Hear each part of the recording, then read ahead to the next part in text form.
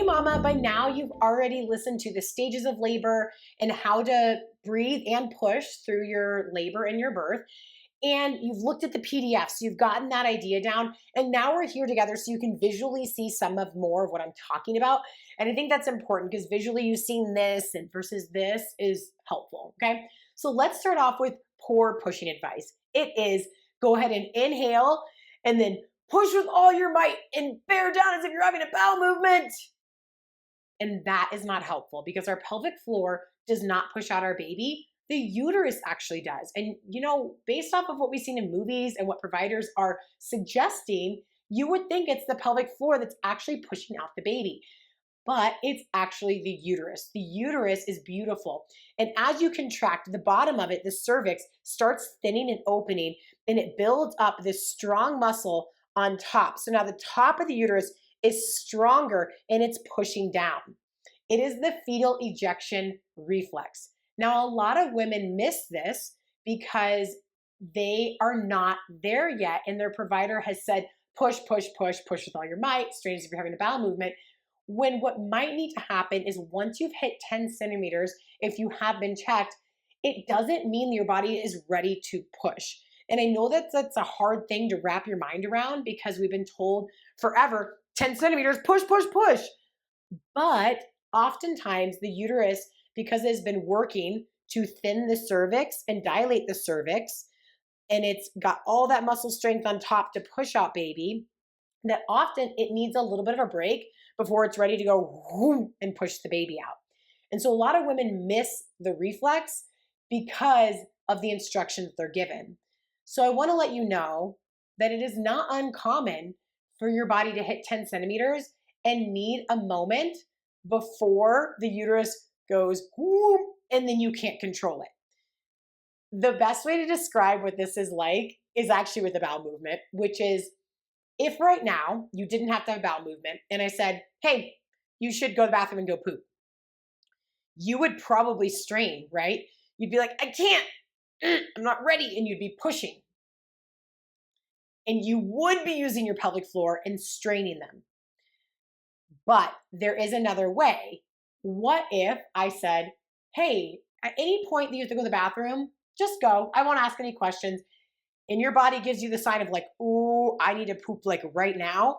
Then you go to the bathroom and your body just goes. You don't have to strain or do anything. Your body just releases the bowel movement, right? So it's very similar if you've had both of those experiences of like trying to push a bowel movement out versus your body says, I gotta go, and then you just go. That is how it can be for birth, is that if someone says 10 centimeters, you should push your baby out, then you're straining and trying to do it, and your body isn't ready because your uterus isn't ready to push the baby out. But if you wait, you'll notice that you'll hit that fetal ejection reflex where the uterus suddenly goes, it's time. Just like if you are suddenly like, I have to have a bowel movement. And I'm not talking about diarrhea, by the way. I'm just talking about a regular bowel movement. Your body's like, I gotta go. Your body will go because your colon is contracting and saying, it's time to get rid of the bowel movement. And so while I'm not comparing having your baby to a poop, there's similar processes that happen in that there is the organ of the uterus, or in the bowel movement example, the colon, that is ready. And when it's ready, it stimulates and starts going to eject. So I get that it's a weird example, but also we do tell women to push like they are pushing out a poop. And that's incorrect the way they say it because we don't want people to push like they're straining for bowel movement. We would rather them wait until their body is ready to have the bowel movement and then go to the bathroom. So same thing with the baby is that we want you to wait until your body says it is time. And it may not be exactly when you hit 10 centimeters. It could be 20 to 30 minutes later. And it could be right when you hit 10 centimeters. There's just no exact way to know for you. But what I want you to be aware of is that your body does have that response if you are given the time to reach that response. Okay? So reminder, it is not your pelvic floor that pushes out the baby. It is your uterus. Now, things to think about throughout your entire labor is relaxation helps decrease the sensation and discomforts. So if you are tight like this, you are going to feel those contractions in a more uncomfortable way than if you can get your body to relax. So it can be helpful to have a birth partner. If you're gripping here, just they don't have to say relax your shoulders. They can just put their hands here and take a breath to kind of get you to relax. If it's your jaw, they can just gently stroke your jaw. If you're going like this with your forehead, they can just gently hold here to remind you to relax. If it's your glutes, they can just touch your glutes, your hips, and just kind of give a little bit of a movement of like, this is relax here. If it's your groin, same thing. So any area that they are noticing tense, if they notice that you're gripping your palms a ton, they can just gently open them and just kind of stroke your hand, because we want to get away from the tension, because that creates more discomforts in labor. And then another area is in here. If we're tight in our throat and we're wanting to go high pitch, that creates that tension of the pelvic floor and the entire body, which is going to close up the pelvic floor and the cervix and create more discomforts. It's not going to open as well as when we use low tones. The low tones relax us and they relax the pelvic floor. So cueing that I really like, even just for my own brain to say to myself, but that your birth partner could say to you as well, is relax your jaw, relax your throat, relax your butt. And butt, I mean your glutes. And I also actually mean your pelvic floor, like actually like your butthole, like relax that. Because it's really common when we have a sensation to want to pull away from it. Like, ow, that hurts, I'm going to pull. But if you sink into it, it actually relaxes more. And that's not our first thought. Most of us, our first thought is to pull away and tighten. And that's where we're working on the training right now, is to like relax my jaw, my throat. And that's where the cueing of our shoulders would be helpful, and relax our butt. So I say in a contraction, I say relax your jaw, relax your butt. And I had a patient say, floppy face, floppy fanny. And there is a connection. So we have multiple diaphragms in our body. Most of us only know about our breathing diaphragm, our respiratory diaphragm, but we do have vocal. We have our diaphragm of our respiratory, and we have pelvic. And so when you relax here with low tones, it lowers your diaphragm that you're used to talking about, your respiratory one, and it lowers the pelvic diaphragm as well. So when you use those low tones, it relaxes the whole system. So that is something to remind your birth partner of, is if they notice, especially in early labor, that you're tending to go in grip and you're using higher tones like, you want to be reminded to do low tones. So right now, I want you to do a little experiment with me. Is I want you to do a high tone, and I want you to tune into your abs and your pelvic floor and go high and feel what happens. You're going to feel more of this lift. High. And then I want you to go low, and you'll feel everything lower, including your pelvic floor. So you can sing a song high pitched and see how it feels on your body. You'll notice your abs and everything grips more than when you go low. And so that is enough reason alone, when you feel that difference, to be like, oh yeah, if I need to release, relax, and open my pelvic floor, and I want dilation to happen of my cervix, I need to think low. And so early labor is a beautiful time to practice all this stuff, to have your partner practice how you want to be touched, to relax certain areas, to remind yourself of the relax your jaw, relax your butt, to practice your mantras in a prayer. Anything that you have is really nice to do in early labor where the intensities are not as great. This is a great time to work on restorative breath, that relaxation zone. And it's a really great time to make sure that you are going through those earlier contractions with low tones. I've had women in labor in my office. When I was a doula, I would be seeing them in earlier labor, and I would often need to suggest to them low tones, because when they would hit those first contractions and it was new for them, their first thought was, ah. And when I tell them go, ah, always they would say it felt better. And it's not only going to feel better, but it's going to help with the progression of where we want to go towards our labor and into birth. So for progressions and for comfort, we want to work on those low tones.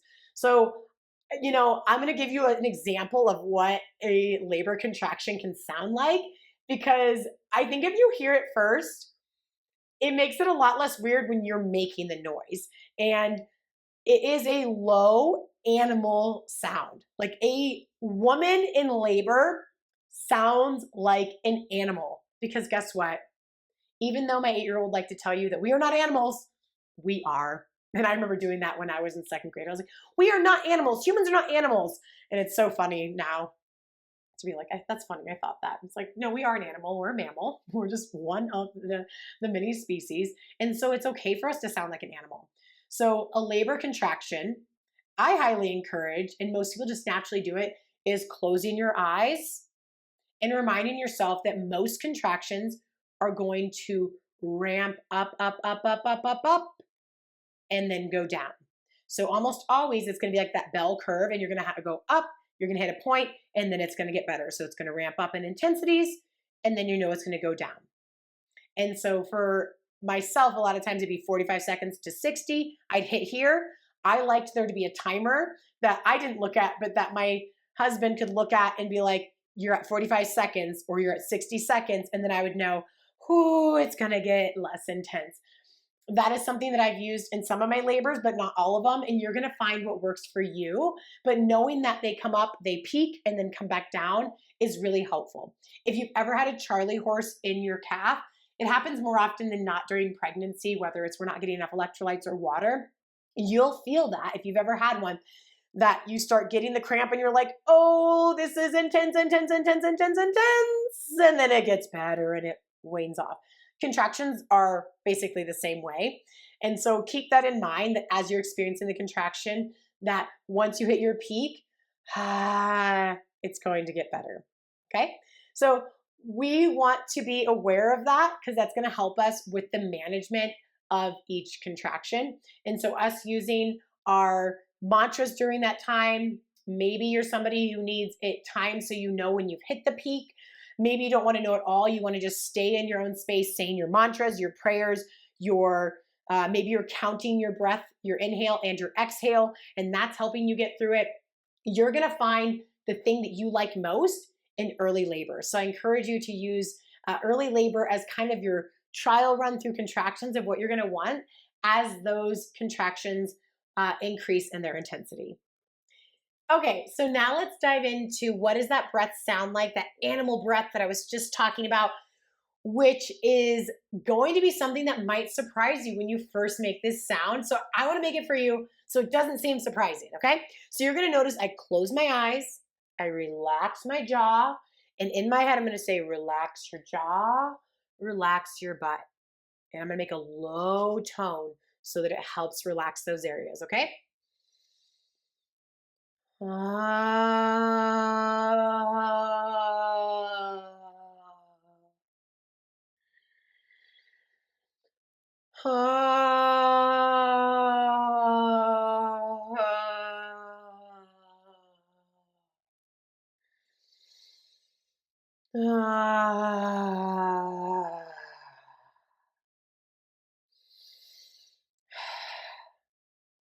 So what you saw me do at the end there was a relaxed breath. So for your birth team, they'll naturally catch on to your cues, but one of your cues to let them know you're in a contraction is going to be a nice deep exhale. So you're just going to be hanging out, relaxing for the next contraction to come, and then you're going to feel it starting to ramp up in your body, and you're going to take a nice deep inhale.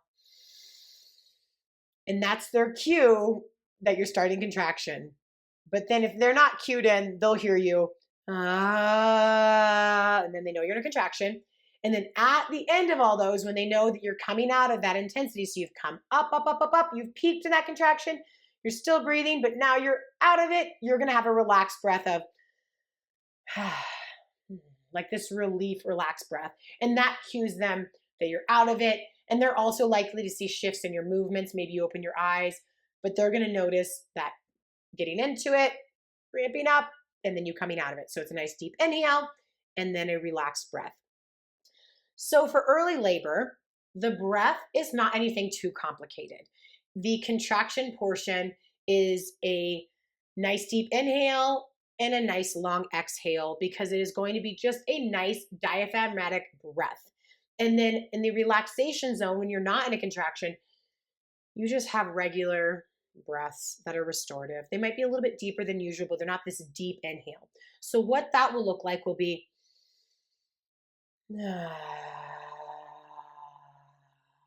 relaxed jaw, closed eyes, relax, low tone still.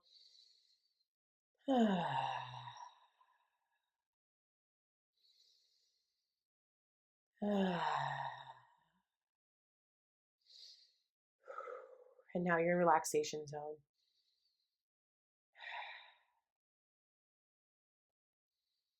Become a little bit more alert. And then you get a contraction again. Then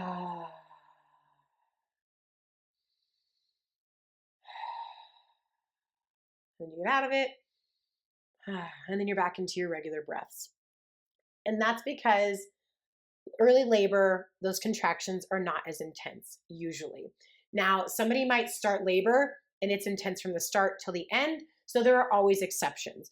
It does not mean that your early labor is going to be 20 minutes apart contractions. It doesn't mean it's going to be 8 minutes and then 6 and then 5. It can vary for everybody. Some people can start labor and it's 2 minutes apart the whole time, which can be very confusing if you're trying to decide, if you're not having a home birth, if you're trying to decide when to transfer to your birth center or your hospital, that can be confusing. So in general, that is not the path that contractions go. Usually they are spaced apart and they might be sporadic, and then they're gradually going to increase in intensity. And as they increase in intensity, they're getting closer and closer together, and you're heading into active labor, and then you're going to hit into your transitions. Now for active labor, and you're going to know that you're starting to enter it because labor contractions are going to get more intense, but not more intense than you are. And you've done your spiritual and your birth prep, and you're practicing these breaths now to be able to handle these contractions. You're telling yourself, relax your jaw, relax your butt. You're saying your prayers or your mantras. You've got this. You do.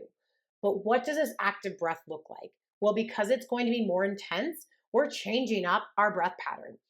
You can do 2 different ways. So I'm going to tell you one way. One way is roughly 4 seconds inhaling and 8 seconds exhaling, and repeating that until you are done. And then you're going to go into your restorative, relaxed breaths, just like how you did in early labor and just how you will after any contraction. You're just going to go back into those nice restorative breaths. So they're going to be a little bit deeper, and then they're going to get to a spot of normal breathing. Okay. So for active labor, you can do a 4-second inhale and then 8 seconds exhale.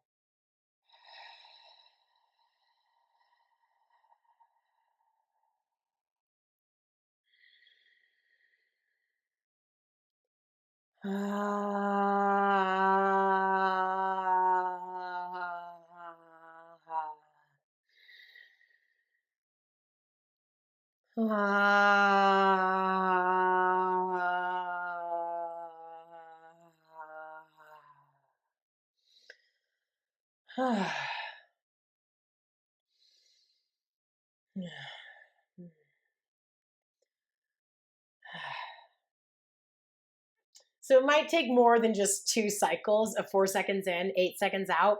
But you saw how I did the low tones, relaxed my jaw, roughly 4 seconds in, 8 seconds out. It might be 2 to 3 seconds in for you, and maybe it's 6 seconds out, but you'll have your pattern of shorter and then longer exhale. Again, relaxing the jaw. I say it a lot because it's super important for relaxing the rest of your body, including your pelvic floor. It's important to relax the jaw to help keep those low tones. You can't relax your jaw and do high tones. It just doesn't really work. And then you noticed, as I gave you an example of after I did those 2 rounds, which likely your contraction would need more than just those 2. Maybe it's 4 to 5, maybe a bit more. But then at the end, you saw me take a relief breath. I had a few deeper breaths, and then I started tracking back into regular breathing. And that's what it'd be like. And then maybe 2 to 3 minutes later, maybe 5 minutes later, you'd have that same contraction, and you'd repeat that. Another option is inhaling, and then on your exhale going he, and you'll see me going, and it's not, which is going to be gripping. It's, I still have a relaxed jaw in the, okay? So I'm gonna demo this one too. I'm just gonna do 2. I'm gonna go into the relaxed breath and then regular breathe, and I'm gonna go into deep breathing and then more of that relaxed regular breathing, okay? So it's gonna be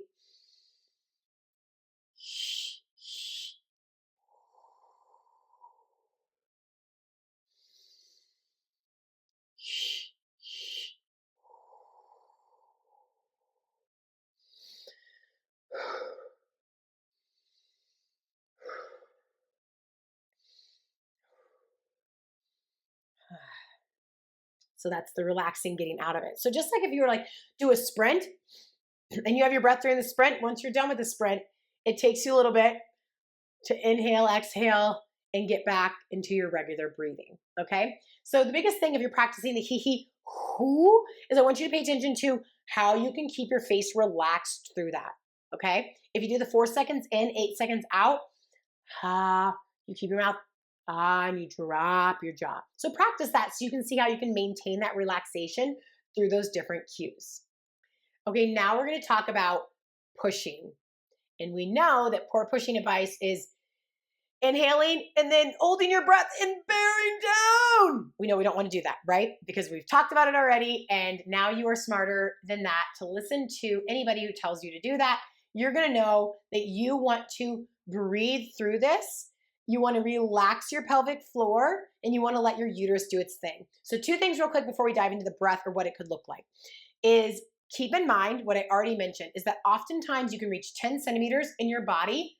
Your uterus needs a little bit of rest before it's ready to push and get the baby out. And that rest can be really tough because you've been through labor and you are tired and you just want to get the baby out. You want to meet your baby and you're ready to be done.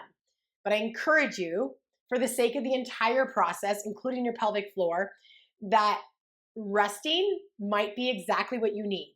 You might need to go through a few more contractions before your body is ready to do the full push stage. So I encourage you to try to tap into your intuition. And if anyone tells you that it's time to push, are you ready to push? Be like, I don't think I'm quite ready yet. And be okay with that. And that's tough. Another thing I want you to be aware of is that oftentimes the baby's head is starting to crown and come out, but it's not quite there. And this is absolutely when to be using some of that as you have some of that intensity when baby is coming out. Because if you just do the classic and you're steam training baby out through your perineum, that is more likely when we're going to cause more perineal tearing and damage to the pelvic floor. So I don't want you to be fearful of that, but just be aware if you can slowly breathe baby's head out, and as you're crowning, knowing that you don't have to just steam train push them out, that you're going to use your breath as the uterus is helping you push baby out, that relaxation and doing that, that's going back to the birthday candle breath as baby is coming out and crowning, that can be really helpful for you. Also, once baby's head is out, it can also be helpful for you to recognize that you don't need to then steam train push baby out again. This is a great time to tap into those calming breaths to slow your body down so that you're not pushing too hard, okay? Now, a breath pattern that is really helpful, or cue, is that same inhale. You need that inhale, and then on the contraction is when you're going to push, which goes back to when the baby is head out, you need to wait oftentimes for the next contraction for the body to come out, because that next contraction is when the uterus is going to contract to help you. So you just pushing when the uterus isn't helping with the contraction is going to make it a lot harder on you. So you're going to wait for that contraction, okay? Now there's 2 ways. You can choose how you want to say this or how you want to do the tone is going to be moo, or you can say ooh. What this is going to do is relax your pelvic floor, but engage your abdominal wall a little bit, more of that transverse, but it's a gentle engagement. So it's going to be an inhale, moo, as you are pushing baby out. And ideally, you're pushing baby out with your uterus helping. Or if you don't want to sound moo like a cow, you can say ooh.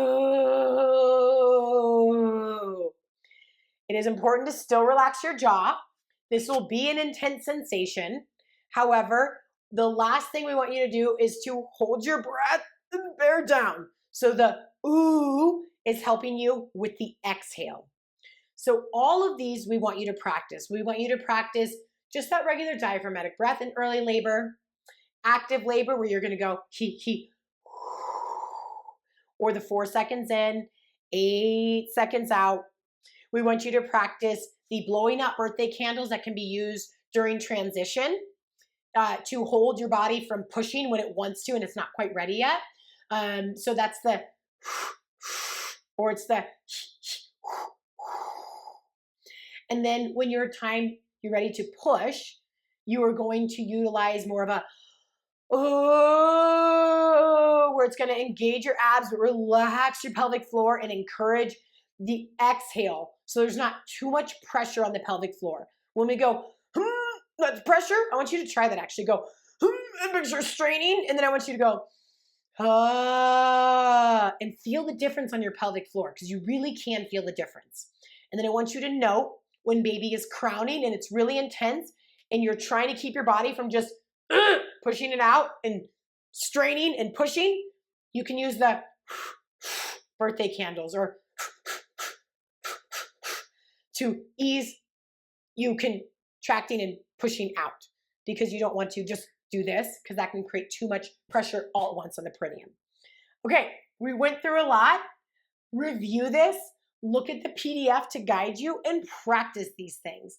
Now, it seems silly, and I don't love going back to the poop example, but if you're having a bowel movement, practice these. Honestly, practice yourself having a bowel movement, and when you're actually pushing the bowel movement out, you're not straining out, you're ooh, because you're going to feel how the pelvic floor then relaxes and gets out of the way, and how then you have a slight transverse abdominis activation, and then you're allowing your colon to do a lot of the pushing, but you have some exhale, so there's not too much pressure on your pelvic floor, and you have some gentle activations of the abdominal wall. So practice this, daily practice for all these breaths, getting used to it.